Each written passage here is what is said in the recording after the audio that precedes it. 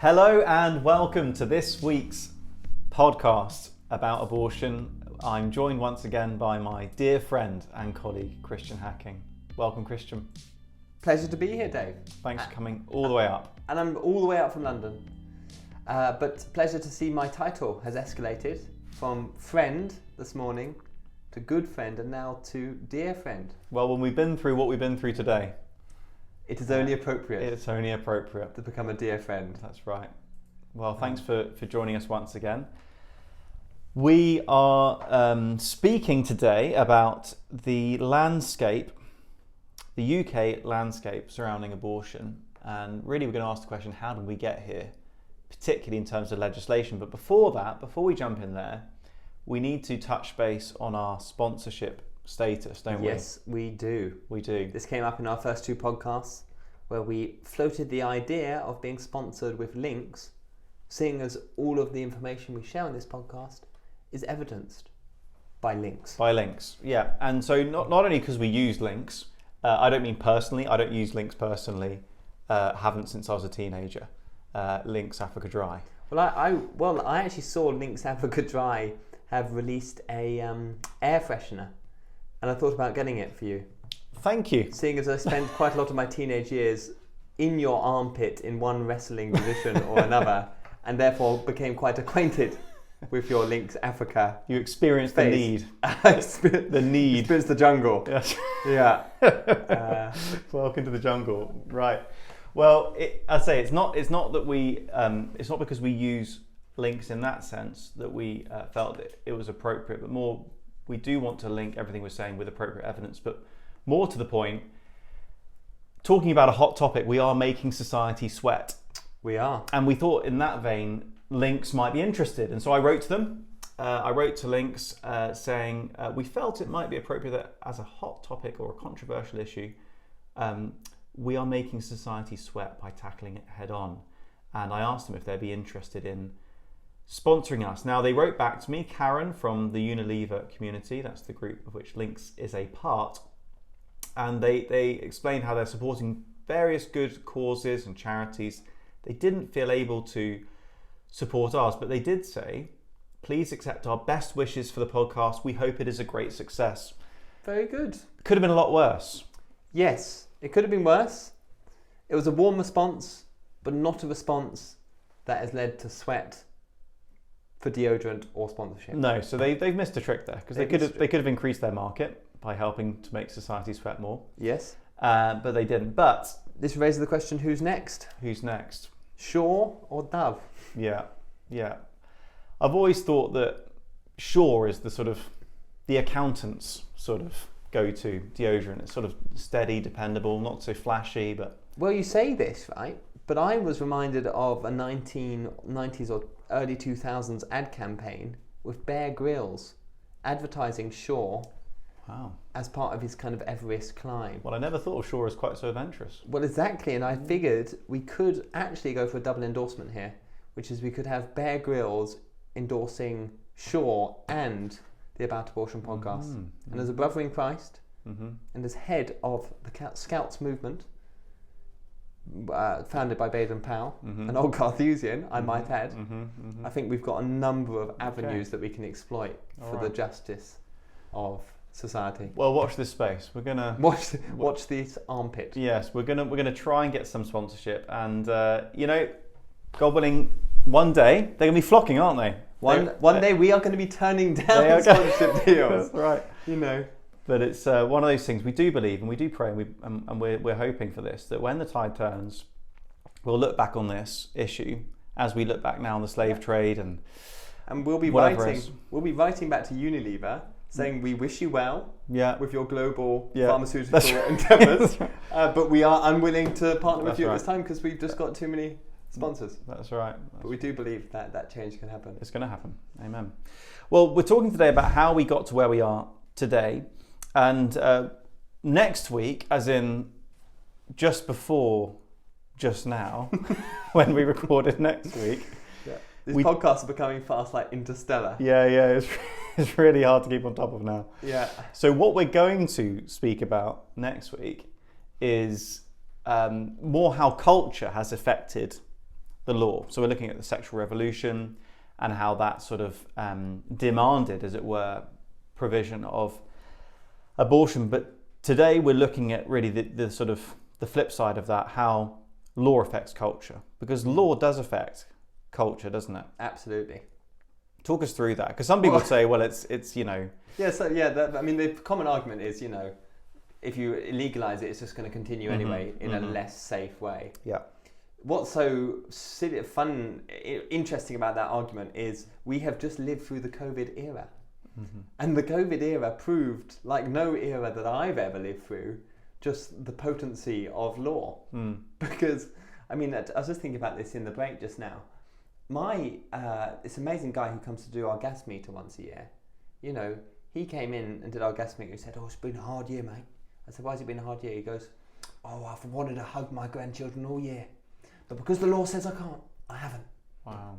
And I was like, my gosh, you know, hard-working, Southeast London guy in his 50s, you know, runs various kind of gas firm, but he didn't hug his own grandchildren for a whole year because he was convinced that was the legal and the right thing to do. And I mean, some of the stuff we're doing during COVID, I mean, it just shows our willingness to comply to the law. And if I'd been Prime Minister, Dave, I would have tested this by basically saying that, seeing as some of the science that came out was dubious at best, I would have said that by hopping on one leg, it reduces your chance of getting COVID by 74%. And I would like to have seen how many people would have said, "You know what, Dave, the whole thing's bunch of baloney, but if the law says so," and then they hop on down the road. It wouldn't be that big a step from where we got to. You know, people wearing a mask in a queue, taking the mask off to order their food, putting the mask on to walk to their table, taking the mask off and sitting there for 2 hours with a whole bunch of people. Even doing that sort of, you know, within church services. Clearly, laws affect behaviour. We've just seen that so clearly the last few years. It stands to reason, you know, and I think the law is the closest thing a lot of people have to a moral code, especially in a sort of post-Christian, sort of secular society. You know, was it G.K. Chesterton or his lesser known C.K. Chesterton? Confusion about who was the maybe I think G.K. was really the shadow author of C.K. Right, the real genius. Who was the real genius? Behind every G.K. there's a C.K. Exactly. And this is a thesis that I've been pushing for a number of years that I haven't quite been able to evidence niche yet. You know, there's definitely a gap in the it's niche, but academic market there. Yeah, I've been quoting C.K. I think C.K. is basically C.K. Chesterton should be accredited with all G.K. quotes that come out badly. Yeah, right. Okay. So he's just like his poorly remembered background relative. Yeah, like zeitgeist. Yeah, it's a sort of proxy. Okay, I like it. All right. So whichever Chesterton it was said something along the lines of, you know, if people don't believe in God, they'll believe in anything. And by extension, if people don't worship God, they'll worship anything. And it's been said that if we don't worship God, we'll end up worshipping the government. And I think that is so clear, really, to see in our culture. The government has become God to so many. Of course, they don't speak of it like that. But where do they look for everything to be sorted out? When they say they should do something about this, who are they talking about? The government, the state. Someone should be taking care of everything from healthcare to education to, you know, to give me whatever money I might need to whatever. So perhaps especially in our culture, where we've left behind the word of God, that's left a sort of, as it were, an ideological, a sort of a worship vacuum. And where are we turning? The government, and the government's kind of equivalent of, you know, of the Ten Commandments is the laws that we write. And we often hear it on the street, don't we? When we talk to people about abortion, we say, you know, what do you think? And they say, well, it's okay. And we say, well, to what point? And they say, well, what does the law say? That's right. You know, they constantly refer to the law as being the absolute moral authority that you can kind of hide behind. That's right. To which we often say, well, what about slavery? Or, you know, that was approved under law. Does that make slavery okay? And they say, no, that's not. That's different. You know, and so there's this kind of utter short-sightedness. And we've shown ourselves willing, haven't we, to subcontract our common sense and our moral sense to the government. I've even had conversations with people in the streets in our public education work, and genuinely they have seemed incapable of distinguishing between what is legal, the legal status quo, and what's morally right. They just say, well, it's legal. So that's my answer. Yeah. So it's really significant. It stands to reason. We've seen it played out sort of in our own lifetime. But also we can see statistically when it comes to abortion just how true it is that law affects culture. It changes behaviours. And the point we're really focusing on today is make abortion legal and the numbers rocket. Now this is pertinent right now today, isn't it? Because what we've seen in the wake of Roe v. Wade being overturned in the States is a lot of people, including Christians, have come out with this thing that you touched upon earlier just there, that if we make abortion illegal, it's not going to reduce the numbers. It's just going to drive them back to the back streets. So it's really important that we as Christians, pro-lifers, understand the truth behind these claims. Yeah. Well, should we look at the kind of large legal landscape, and then we can maybe touch on some figures? Talk us through. Give us a potted history. Okay, abortion law in the UK in 60 seconds. In 60 seconds, starting when? Now. Golly gosh. Okay, so abortion is illegal in the United Kingdom under the 1861 Offences Against the Person Act, which is a brilliant piece of Victorian legislation that makes not only abortion illegal, but anyone who aids and abets in an abortion illegal. Okay, this was the case. So this law is still standing, and it puts abortion in a criminal framework. Okay, so commit an abortion, and you can go to jail for it. Along came David Steele, the 1967 Abortion Act, which basically said that abortion is still illegal, but it can be permitted under certain criteria if two doctors in good faith sign it off. Okay, and those criteria, summarised in no particular order, are abortion can be permitted to save the life of a mother, to prevent permanent injury to the mother, to prevent emotional and physical harm to the mother or any existing children within of that family, and finally to prevent the child having severe abnormalities, disabilities, etc.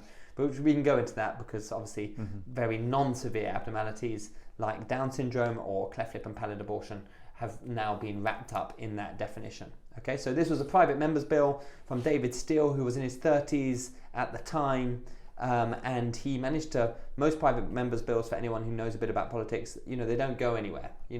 They're like me on a kind of family holiday. We launch, but we never really end up getting anywhere other than just to our drive, right?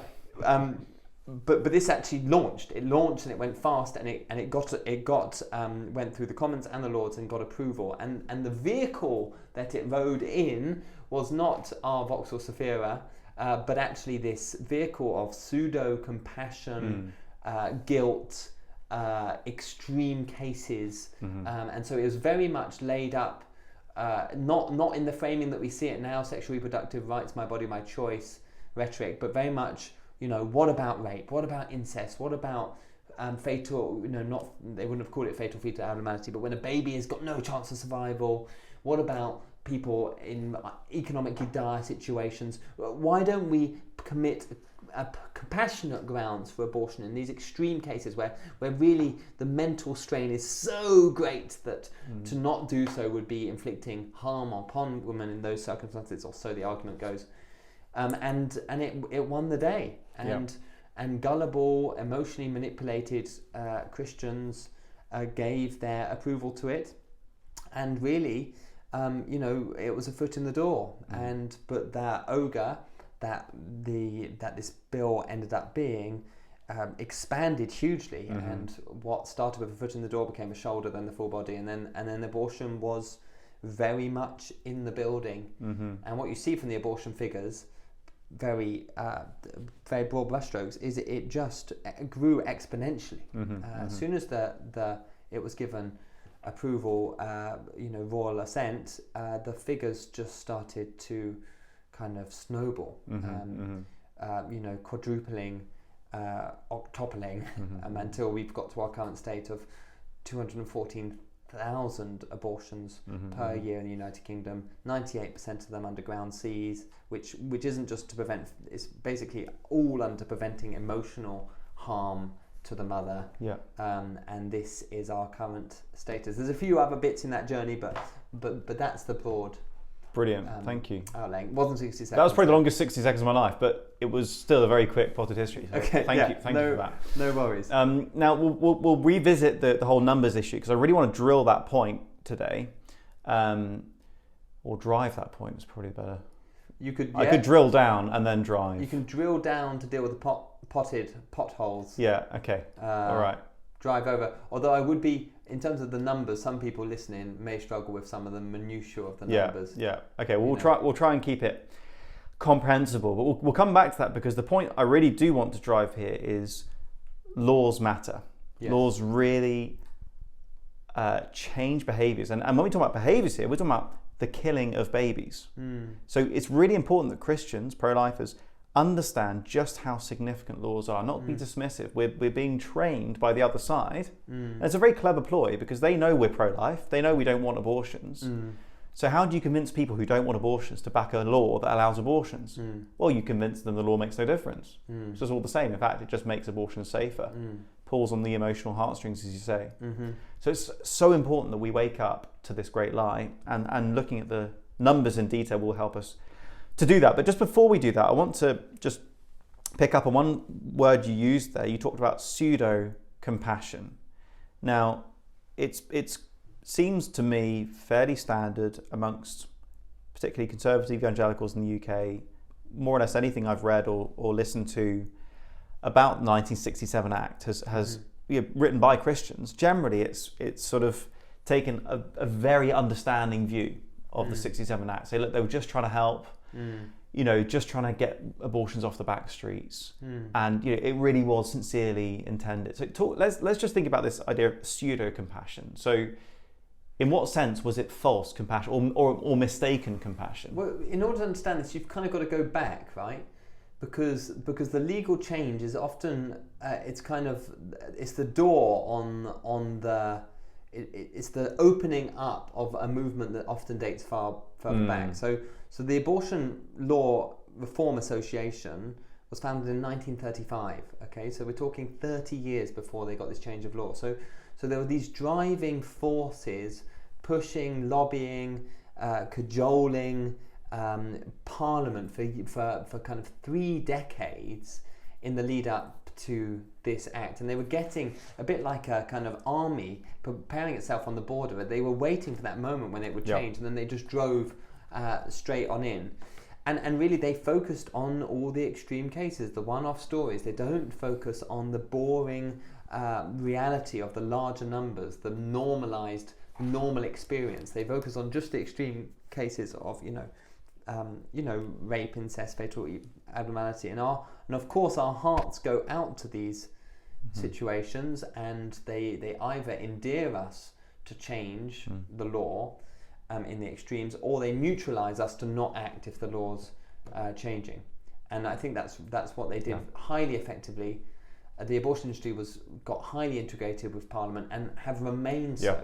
Right, so there's civil servants even now, people like Andrea Duncan, Imogen Stevens, just to name 2, and they've worked in the abortion industry. They've gone into the civil service, and they're now a conduit by which the abortion industry can just manipulate the Department of Health according to their will and wishes. And so it's remained that way since 1967. And it's worth noting that in 2017, 50 years after David Steele introduced his Abortion Act and got it passed, he was promoting essentially the same thing in Northern Ireland, and he mentioned by name Alistair Service, someone from the Abortion Law Reform Association. He said he depended on him and on a few other unofficial whips to get the votes he needed on these successive Fridays. So the ALRA were absolutely in there, and whilst plenty of people were manipulated, unaware, naive, whatever, the lobby were persistent, strategic, and very far-sighted, and they knew exactly. And that same group exists today. They changed their name to Abortion Rights, but they are the same group today, and they continue to be much more farsighted, and strategic and committed, frankly, than we are. And they are incredibly united around their goal of full decriminalisation. And let's just quickly talk about that before we go back and talk a bit more about the 60s. where's it going now? So since 67, obviously in 1990, there was a relatively minor change, 28 weeks brought down to 24 weeks as the general limit. Yes, the Embryology Act of 1990, worth touching on, simply because that opened the door after the Warnock Commission, opened the door for scientific experimentation on embryo. On embryos, so human beings in their earlier stages. I think with the cutoff of something like 18 days. We then, and it also made this bargain with regarding disability abortion. So the 1990 Act enabled babies to be killed up to birth for a disability, whereas before that there was a cutoff at around 28 weeks with the viability. So they tightened that. So that's a slight controversy as to where people sit on that one. Moving forward to the present day, a MP from Hull, Dame Diana Johnson from Kingston upon Hull, is really the matriarch of the UK pro-life movement, and probably potentially a discipler of people like Stella Creasy and others below her. She has been pushing repeatedly for decriminalisation of abortion. And what does that mean? Well, that's basically going back to that Victorian Act I mentioned, that 1861 Offences Against the Person Act. They're trying to repeal that. And the idea here is to remove abortion from the criminal framework. And again, the way that they frame it is, should we put poor women who are going through abortion, should they really face criminal charges for exercising their so-called bodily autonomy? The reality is only a handful of women have ever been prosecuted for abusing the abortion law. Really, if this law passed, it plays far more into the hands of the abortion industry, because it means that their employees, instead of facing criminal sanctions for malpractice, of which we know malpractice is going on, they'll just face a monetary fine, which can really be paid back, with a few procedures as paid for by the NHS. And it's what they've already achieved in Northern Ireland. So Northern Ireland has not only had abortion forced upon it, but they've also had the Offences Against the Person Act removed. So abortion in Northern Ireland is kind of, parallel from a regulatory framework to kind of dental teeth removal. It's lost all of the gravitas of criminal proceedings for messing it up. And so, and I think that's one of the reasons is, the criminal proceedings kind of infer that this is a human being. Kind of, it's a last residual. It's one of the last residual bits of legislation that kind of give the distinct impression that this is serious, very, very serious, and of course that has issues with regard to employing abortionists. It has issues with regarding stigmatization of the industry. So the abortion industry want that removed so that they can operate with more impunity. And they also want to get rid of the two doctors signing it off. They want to not only legislate it, but they want to kind of demedicalize it, get it into homes, remove the doctors, and they've already started this process, right? Because with these DIY home abortions, who are signing them off? Well, they're nurses and midwives. They're not trained doctors who've done 7 years, and they're certainly not doing it in good faith. Because if you listen to the mystery client investigation and the phone calls and the transcripts that you can see readily available online, and we'll link them below. You can basically see that these call centre staff are working hard to slot women in these categories to get them their abortion, and under emotional grounds, which are entirely subjective, and it can easily be argued that 98% of abortions, therefore, under these grounds, are illegal because they're not actually fulfilling the criteria of the 1967 Act. Well, that's right. There's absolutely no effort made, is there, to seriously diagnose a mental health condition. There's no assessment, there's no evidence that abortion helps your mental health. Quite to the contrary, we see evidence that it harms your mental health. And yet, the 98% of abortions are being signed off on this basis. So it's flagrant disregard of the law, really. So by the letter of the law, really, 98% of abortions are actually illegal, but no one cares, no one does anything. And even our friend and colleague Aisling, who took 2 doctors to court because they'd been caught red-handed offering sex-selective abortions, which is expressly illegal. She got nowhere because the CPS weren't interested. They said it's not in the public interest to prosecute, even though it was clear as day they were guilty. So there isn't rule of law in this country. The law that we have is not being taken seriously, and what we therefore effectively have is abortion on demand. But it's interesting and helpful, I think, to observe some things that have happened at a cultural level that have fed into this. And there are a couple of key moments or kind of processes where we see this come out. So one I just want to highlight is really how social issues have been called medical. You know, so basically if there's a difficult situation, or if someone's unhappy about something, that's being billed as a medical thing. It's mental health. Now that actually began to happen quite early on, even before 1967, in extreme social circumstances such as after rape. It was claimed that was effectively a medical issue. But what we've seen now today is anything can be claimed as a medical issue, because anything can be claimed as mental health. I was speaking with someone on the streets the other day who wanted to argue simultaneously that sex-selective abortion was wrong, but also if a woman was sad about having a girl instead of a boy, or vice versa, then she should be allowed to have an abortion. So it's this topsy-turvy way of thinking when we make the human will the ultimate authority.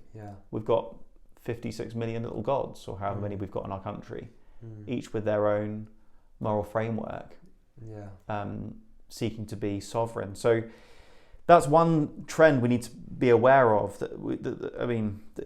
Someone's called it the rise and triumph of the modern self, isn't it? It's me at the centre.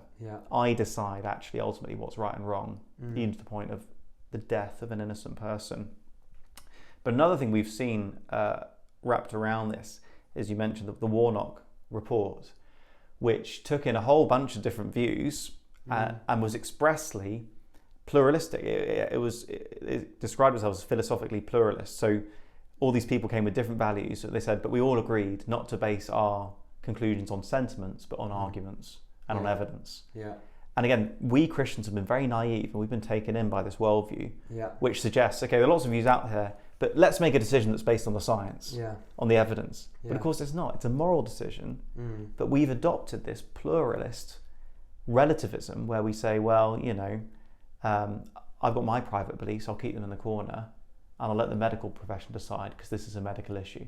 And still to this day, we've got an issue, I think, in the church of people seeing this as a women's issue or as a medical issue, and not really a spiritual or moral issue for us to be engaged with. Well, I mean, case in point, take for example the latest tranche of laws, which is basically the buffer zone laws. Right, and the buffer zone laws are basically designed to place zones around abortion clinics about 150 meters wide, where you're not allowed to engage in any act of approval or disapproval of abortion. And the idea, the false allegation here is that women are undergoing some form of harassment, systematic harassment outside of these clinics by pro-life groups, and that this harassment is of a nature that can't actually be arrested because harassment and intimidation is already illegal, but it's so low level and subtle that it needs its additional sanctions put on it, right? And the argument put forward is this has got nothing to do with the right and wrongs of abortion. This is just about people being able to access healthcare, right? But this is it's incredibly it's absolutely about abortion, right? Because when women encounter people outside of clinics, they become conflicted about whether the decision that they're making is right. Women who are not UK residents are hugely blessed by these organisations. The Good Counsel Network has saved over 611 babies between 2012 and 2018 doing this work. Again, that can all be evidenced. And yet, the act of prayer, right, which is prohibited along with sketching, which is sketching with intent, obviously a huge issue. Prayer is not allowed in these zones, even silent prayer. And so, again, you've had this naive argument. Okay, this has got nothing to do with abortion. This is just about people accessing healthcare. But it's absolutely about abortion, right? Because you don't want the meat to be, to use an abattoir analogy, you don't want the meat to be stressed before it goes through with the slaughter, and you don't want people praying close to the epicenter where the killing's happening, because I think in the spiritual dimension that affects things. And so again, it's another example of this law coming in that the opponent sees in the day. You've got, what's her name in Scotland, Sturgeon seriously considering bringing this in nationally in Scotland, with the Christians just kind of kind of 2019, Archbishop Justin Welby on LBC being like, well, I'm all for buffer zones. You're like, sorry, the head of the Church of England standing against public prayer, standing against helping women in a vulnerable situation. Like, something has gone awry here, and people just failing, people seeing things on surface value. As we will find out next week. Yes. With my profound gift of prophecy. Yes. Talking to John about his experience in the 60s, this kind of tiptoeing of evil, and the church just being in absolutely the wrong place. So important for Christians to take seriously the legislative stuff. So important for them to see where this all leads. So important for them just to kind of, just like rip off the packaging. See what's really going on here. Because these buffer zones, if allowed, reduce the geographical space for freedom of religion and expression of opinions, even facts. And but most importantly, they stop women receiving help when they need it most. That's right. And they reduce the opportunity for genuine choice. This is right. Well, exactly. And which is so insane. You've got Sister Supporter who basically operate by going into these zones, causing a fuss, and then getting the council to ban everyone. But like, as far as what a deceptive title, Sister Supporter. They're not supporting women in their moment of crisis. They're greasing the way towards their child's killing inside of the centre. And again, like it all has to be untangled. We can't be so naive as just to let this stuff roll in. And that's ever so important, because we have been naive for decades. The pro-life movement, or those who should be pro-life, the Christian church, has been incredibly naive. Now, we're not going to go into that in a great deal today. We're going to look at the church's engagement, especially in the 60s and 70s, in another podcast. But it's worth saying that all of us, historically speaking, pretty much, all of us fell for this claim that this isn't about making abortion on demand, which is, David Steele is often quoted as saying that, and often very sympathetically, and people believe him, even though he saw what happened and went and tried to push it onto Northern Ireland as well, succeeded. But people believed it. Well, I mean, take for David Steele, man. We were talking about this over breakfast this morning. Morrison's breakfast. Very good breakfast. Fantastic breakfast. But basically, just our propensity to assume the best of people when all the evidence is pointing in the other direction. David Steele being a perfect example, okay? 14 years ago, he admitted that there were too many abortions. He said that he didn't envisage anything like the number that was happening. And then was like, even David Steele is going to... But he didn't lift a finger to do anything about it. Unlike Bernard Nathanson, the American abortionist who spent the rest of his career working to expose the industry, working to redeem the mistakes he made and the damage he caused. Didn't do any of that, okay? Then in 2020, the independent inquiry into child sexual abuse stated this, and I quote, "It is clear that Lord Steele assumed from what Cecil Smith told him that he had committed the offences which Private Eye had reported, yet he did nothing about it." Okay, so Cecil Smith was a convicted paedophile, now dead. Later on in the same report, it says he put his own reputation or political interest before child protection. Right, so this is the measure of the man who brought this in. Right, this is the measure of the man that we are allowing to live out his days in moderate politeness, without somebody putting serious criminal convictions before him, not only for the 10 million babies that have been killed through this Abortion Act, all the illegal abortions that are happening with no regard to the law, but also the fact that the same man who permitted this, and this really shouldn't be a surprise in some ways, did nothing to stop the child abuse of a paedophile that he knew was acting at the time. So again, I think we see in Christ, we see that wonderful, grace and love and compassion given to those who are acknowledging their sin, who are acknowledging that they are not worthy of him, that they are fallen creatures in need of a saviour, right? But to those who are proud, Jesus is hard as flint. And I think we should stop, we need to be clear. We need to reestablish our boundaries in terms of the truth, and we need to be hard upon those who are being deceptive. Yeah. Because it's costing lives. Yeah.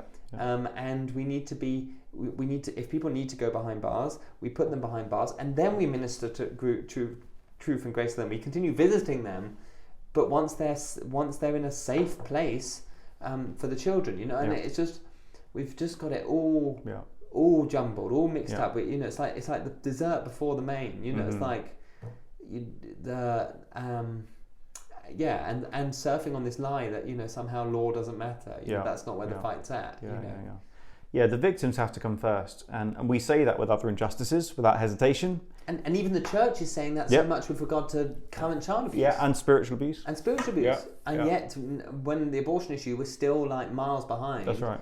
Saying, basically without realising it, supporting the industry. Yeah. Or making it out like the woman, who is always the second victim of abortion, is the primary victim. Or that she's only a victim if she's not allowed an abortion. Yes. Because, she needs abortion, because that's what the papers are telling us. And so even in the wake of Roe v. Wade being overturned, we've had, in so-called Christian publications, so-called Christians saying, look, this is going to be terrible for women. We've got to spare a thought for all the women who are going to be in a horrible situation now because they can't get an abortion.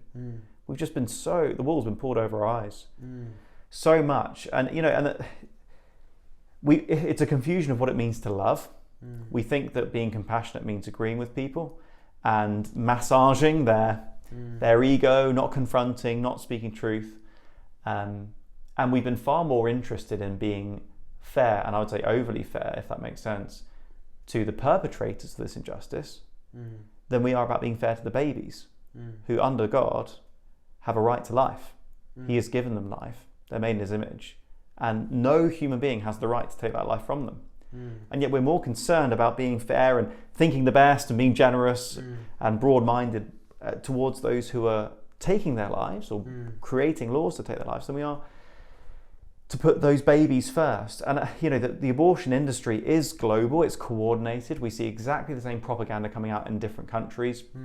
A friend of ours, we know Kevin Duffy, used to be an international director of Mary Stopes, was responsible for abortions all over Africa. And I've been learning from him just how internationally coordinated it is. He said, we were waiting for this. The pandemic was just our trigger. We had pills by post ready and waiting. This was already part of our 5-year plan. So we know it's coordinated. We know that Nathanson from the States admits that when he was part of the abortion lobby, they just lied about the backstreet abortion figures. He admitted that. We know the same thing's been going on here in the UK, and the same thing's happening again today with the Roe v. Wade thing. That's the claim that's made. It's going to be back to the back streets. These women, these abortion providers lie to women on a daily basis. They withhold the truth about the baby in their womb.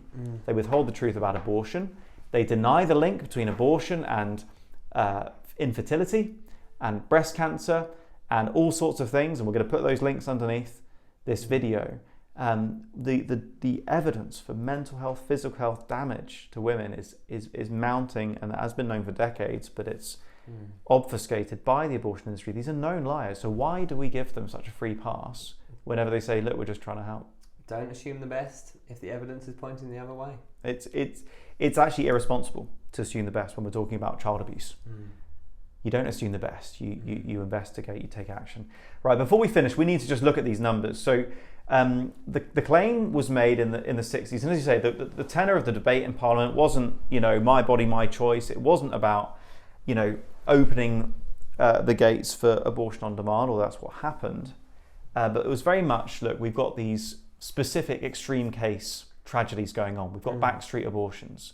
We've got thalidomide and other sort of pregnancy and abnormality issues. We've got extreme cases, rape, incest, and so on. And as I say, the social was already widening into the medical. So the idea of the exhausted housewife, she's already got 5 kids, isn't looking to have another. That was already becoming seen as an extreme case, a kind of medicalized situation.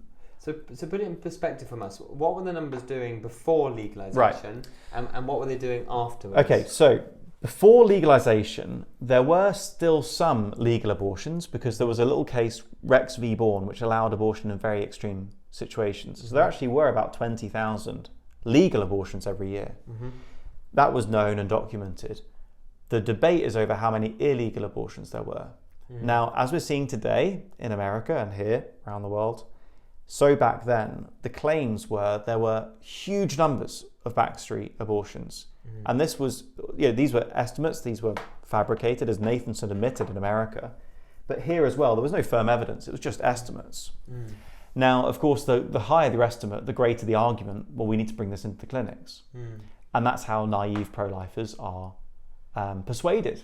Because, well, we're not going to make these abortions go away, so let's make them safe. So claims were made even north of 100,000 abortions a year were being conducted in the UK illegally. That claims like that were repeated in Parliament, and many believed them. But estimates vary hugely. In terms of how many actually were happening. And how do you know that figure wasn't true? Okay, so firstly, there's no evidence for it. These are just estimates. Illegal activity is obviously notoriously difficult to quantify. So firstly, show me the evidence. But secondly, if that were true, you're left with some very serious problems, especially in hindsight, we can see now. So firstly, if that were true, if there were 100,000 illegal abortions a year, well, we know that there were only, in 1967, so before the Act was implemented, in that year there were only 32 maternal deaths due to criminal abortion. If you only get 32 maternal deaths out of 100,000 illegal abortions, that makes illegal abortion in the 60s incredibly safe. It doesn't stand to reason. There couldn't have been that many if there were only 32 maternal deaths. But perhaps even more compellingly for me, if you combine the known legal abortions, 27,200, with the claimed 100,000 or even more that some wanted us to believe, you've got something like 130,000 abortions illegal and a few legal. And then the following year, we're expected to believe, once it was made fully legal in the UK, or effectively legal, the first full year, 1969, only 54,000 abortions took place.